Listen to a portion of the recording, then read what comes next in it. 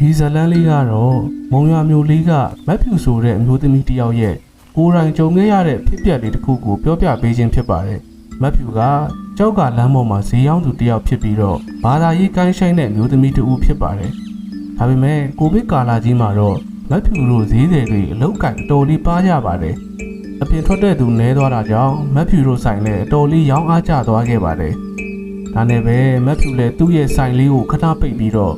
6ဦးဘက်ကတော်ရအကြောင်းလေးတစ်ခုမှာတရားအားထုတ်ဖို့ထွက်လာခဲ့တာပေါ့ဗျ။ကျောင်းဝင်းထဲကိုရောက်တော့တိတ်ရိတ်ဝါရိတ်တွေနဲ့အေးချမ်းတိတ်ဆိတ်နေပြီးဘာသာရေးကိုင်းဆိုင်တဲ့မက်ဖြူအတွက်တော့အေးချမ်းလာတဲ့တာသနာရိတ်မှာစိတ်ကြည်နူးခဲ့ရပါတယ်။ကိုဗစ်ကာလဖြစ်လို့ကျောင်းထဲမှာဧည့်သည်တွေတိတ်မရှိတော့ဘုန်းကြီးနဲ့တီလာရှင်တွေအပါအဝင်လူအနည်းပဲရှိပါတယ်။အဲ့ဒါနဲ့ပဲတီလာရှင်တစ်ပါးစီမှာတဲခိုဖို့ကိစ္စကိုမေးမြန်းလိုက်ပါတယ်ဒီမှာတော့ကျောင်းနေရလို့တိတ်တော့မရှိဘူးကွဒါပေမဲ့ဒီကျောင်းနဲ့မလန်းမကန်းမှာတော့ကျောင်းကိုတစ်ခုတော့ရှိတယ်အိမ်မာတွေပြီးတရားအားထုတ်လို့ရပါတယ်တက္ကမလေးဒါနဲ့ပဲတီလာရှင်ကြီးကမက်ဖြူကိုအဲ့ဒီကျောင်းပြက်ကြီးစီကိုလိုက်ပို့ပေးခဲ့ပါတယ်ဒါပေမဲ့ကျောင်းနဲ့နည်းနည်းလမ်းပြီးတိတ်ဆိတ်နေလို့တယောက်တည်းနေရမယ်မက်ဖြူတယောက်ကြောက်တလူလူတော့ဖြစ်ခဲ့တာပေါ့ဗျာသွားတဲ့လမ်းမှာလည်းဘုံကြီးကျောင်းဆောင်လေးတွေကိုမြင်ရပြီးသူတဲရမယ်ကျောင်းပြက်ကြီးကတော့အဲ့ဓာတွေရဲ့ခက်လန်းလန်းကိုသွားရအောင်ပါပါအဲ့လိုနဲ့ကျောင်းပြက်ကြီးစီကိုရောက်တော့သီလရှင်ကြီးကမက်ဖြူကိုညမှုညတာအတွက်ဓမီတစ်လက်ပေးခဲ့ပြီးပြန်ထွက်သွားခဲ့ပါတယ်ကျောင်းပြက်ကြီးဆိုပေမဲ့လည်းမက်ဖြူဝင်ကြည့်လိုက်တဲ့အခါမှာတော့အိုဟောင်းနေပေမဲ့တက်တက်ရရရှိနေသေးတာကိုတွေ့ရပါတယ်အဲ့ဒါနဲ့ပဲမက်ဖြူလည်းသူ့ရဲ့အထုပ်တွေကိုနေရာချပြီးတော့တရားကျင့်ဖို့ဝတ်ဖြူစင်ကြယ်လဲလိုက်ပါတယ်နာယီကိုကြည့်လိုက်တော့နေလေခင်းပဲရှိသေးပြီးညနေမှတရားဝတ်တရမှာမလို့ခီးပန်းလာတဲ့မက်ဖြူလည်းခဏတာညောင်းဆန့်ရင်တရေအိပ်ပျော်သွားခဲ့ပါတယ်အဲ့လိုနဲ့အိမ်နေတော့မှပဲသူ့နားထဲမှာအတန်ပြပြကြီးတစ်ခုကိုကြားလိုက်ရလို့မက်ဖြူရဲ့မျက်လုံးတွေပွင့်လာခဲ့ပါတယ်တစ်ချိန်တည်းမှာပဲရုတ်တရက်သူ့ရှေ့ကမြင်ကွင်းတစ်ခုကြောင့်မျက်လုံးပါပြူးသွားခဲ့ရပါတယ်အဲ့ဒါကတော့သူ့ရှေ့မှာကြောက်စရာမျက်နှာကြီးနဲ့ဝတ်ဖြူစင်ကြယ်ဝတ်ထားတဲ့အဖွားအိုကြီးတယောက်ကိုတွေ့လိုက်ရတာပဲဖြစ်ပါတယ်ဒါနဲ့မက်ဖြူလည်းအိတ်ချင်မူတူးနဲ့အမြင်မားတာလားဆိုပြီးမျက်လုံးကိုပုတ်ပြီးတေချာပြန်ကြည့်လိုက်တော့မှဝတ်ဖြူစင်ကြယ်နဲ့အဖွားအိုတယောက်လဲလျောင်းအိတ်ဆက်နေတဲ့ပုံဖြစ်သွားခဲ့ပါတယ်အဖွားကြီးအဖွားဘဲကနေဒီကျောင်းထဲကိုရုံလာလာလေတီလာရှင်ကြီးကလွတ်လိုက်တာလားအဖွားဟုတ်တယ်သမီးလေးရဲ့အဘွားလဲညနေကိုဖျားဝက်မတက်ခင်နေမကောင်းလို့ခဏလာမေးနေတာပါသမီးလေးကအိတ်နေလို့အဘွားလဲအားနာလို့ဘာမှမပြောပဲဝင်အိတ်နေတာပါကွယ်အဖွားအိုကအဲ့လိုတွေပြောလိုက်တော့မက်ဖြူလည်းအတော်လေးအားရှိသွားခဲ့ပါတယ်ဘာလို့လဲဆိုတော့ဒီညကျောင်းပြက်ကြီးထဲမှာသူနဲ့အိတ်ဆရာအမျိုးသမီးအဖော်တယောက်ရလိုက်လို့ပဲဖြစ်ပါတယ်ညနေဆောင်ဖျားဝတ်တက်တဲ့အချိန်မှာတော့သူနဲ့အတူဖျားဝတ်တက်ကြတဲ့ရွာသားတွေဟာပုံမှန်မဟုတ်တာကိုမက်ဖြူနည်းနည်းလေးသတိထားမိလိုက်ပါတယ်ဒါပေမဲ့လည်းမက်ဖြူကခီးပန်းတာနဲ့အတွေးလွန်တယ်ပဲအထင်နဲ့စိုးရိမ်စိတ်တွေဖျောက်ပစ်လိုက်ပါတယ်ဝတ်တက်ပြီးချိန်မှာတော့မိုးချုပ်သွားပြီမလို့မက်ဖြူတယောက်ဓမီလေးနဲ့သူတဲမဲ့ကျောင်းပြက်ကြီးစီကိုပြန်လာခဲ့ပါတယ်သူပြန်ရောက်တဲ့ချိန်မှာလည်းနေလေကအဖွားအိုကအိတ်နေတော့မှာပဲဒါနဲ့မက်ဖြူလည်းအဖွားအိုအနောက်ရှက်ဖြစ်မှာဆိုလို့ခြေတံကိုဖွားဖွားနင်းပြီးအိယာဝင်ခဲ့ပါတယ်ဒီလိုနဲ့တကောင်ချိန်ရောက်မှာတော့မက်ဖြူဟာသူ့မျက်နှာကိုစိုးစွတ်တဲ့အရာတစ်ခုကထိနေတယ်လို့ခံစားရလို့မျက်လုံးကိုဖွင့်ကြည့်လိုက်ပါတယ်အဲ့မှာတည်းမဲ့တစ်ဖက်မှာအိတ်နေတဲ့အဖွားအိုကသူ့အပေါ်ကနေရှာကြီးနဲ့မျက်နှာကိုလာရက်နေတာကိုတီးလိုက်ရပါတော့တယ်ဒီချိန်မှာတော့မက်ဖြူလည်းဘာလို့ရမှန်းမသိသလိုသူ့ခန္ဓာကိုယ်ကလည်းလှုပ်လို့မရဖြစ်နေခဲ့ပါတယ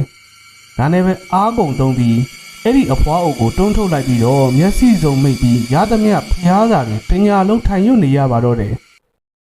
ဒီလိုနဲ့မနေ့ရောက်တော့ကျောင်းဆောင်ထဲမှာမနေရဲတော့ပဲဖျားဝတ်တက်မဲ့စီကိုအပြေးသွားခဲ့ပါတယ်ဒါပေမဲ့မက်ဖြူတယောက်ဖျားဝတ်တက်တဲ့အချိန်မှာညကကြောက်စရာအဖြစ်ပြက်ကြီးကိုပဲအာယုံထဲမှာစိုးမိုးလို့နေပါတယ်အဲ့လိုနဲ့ဝတ်တက်ပြီးချိန်မှာတော့မက်ဖြူလည်းကျောင်းဆောင်ဟောင်းစီကိုပြန်မအိတ်တော့ဖို့ဆုံးဖြတ်ချက်ချခဲ့လိုက်ပါတယ်ဒါနဲ့ပဲ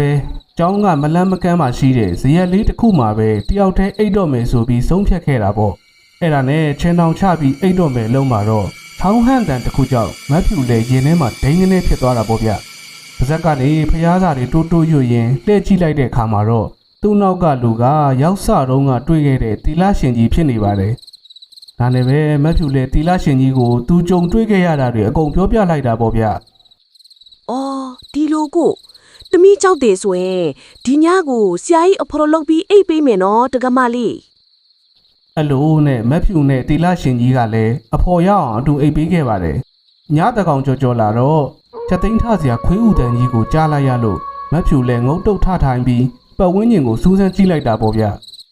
အဲ့ဒီမှာသူတတိထားမိတာကကျောင်းတိုက်တစ်ခုလုံးမီးတွေထိုးမထားပဲမှောင်နေတာကိုတွေးလိုက်ရပါတယ်အဲ့ချိန်မှာပဲအမောင်တနေရာမှာသူ့ကိုရှာနဲ့ရက်ခဲ့တဲ့တရေအဖွားအိုကြီးကိုမြင်လိုက်ရပါတော့တယ် သမီးလေးအဘွားတညော့ထဲကြောင်းပြက်ကြည့်လေမမအေးရဲလို့အဘွားနဲ့အတူလိုက်ခဲ့ပါကွယ် ဘယ်လိုလုပ်ရမလဲစာကြီး အပြင်းလုံးဝမထွက်နဲ့တကမလေး မက်ဖြူလည်းခြေနှောင်ထဲကနေလုံးဝထွက်မလာတဲ့ခါမှာတော့ဒေါသထွက်အော်ဟစ်လိုက်ပြီးဟိုနေ့ညကလိုကြောက်စရာကောင်းတဲ့ပုံစံကြီးပြောင်းသွားပါတော့တယ် ဟုတ်ကောင်မငါပြောနေတာမကြားဘူးနာထက်လာခဲ့စမ်း အဲ့လိုပြောပြီးနောက်မှာတော့သူ့ရဲ့ရှာအရှိကြီးနဲ့မက်ဖြူရဲ့လေဘင်းကိုလှမ်းပတ်ပြီးဆွဲလိုက်ပါတော့တယ်အဲ့မှာတဲ့မက်ဖြူလည်းအားကုန်တုံရုံးကန်နေရပြီးတော့တီလာရှင်ကြီးကလည်းတရေရည်နဲ့တရေရဲ့ရှာကြီးကိုပတ်ပစ်လိုက်ပါတယ်နောက်ပြီးမက်ဖြူရဲ့ကိုယ်ပေါ်ကိုလည်းအန်နီရဲ့ကင်းအောင်ပရိတ်ရည်တွေပတ်ဖြန်းပေးလိုက်တာပေါ့ဗျ